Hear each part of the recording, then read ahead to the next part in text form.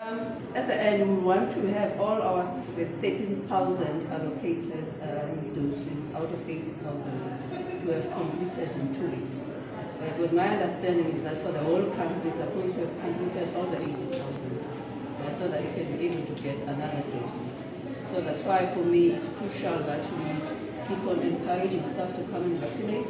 This is an opportunity, and also for people to record, to register on the electronic system so that the process could be run smoothly. Because there are people who just say, I've been waiting, and then all find that they didn't register. And also noting that there are people who are still anti-vaxxers who are discouraging others. And as we know that if we don't vaccinate, no one is going to be safe. And some of us chose not to vaccinate for now. We don't want to use the political privilege to jump the queue. As we have indicated, in the Western Cape, we are applying the sequencing, which is the vulnerability of the individual in terms of the age, the comorbidities, criticality when you are working in the COVID environment, and also patient-facing.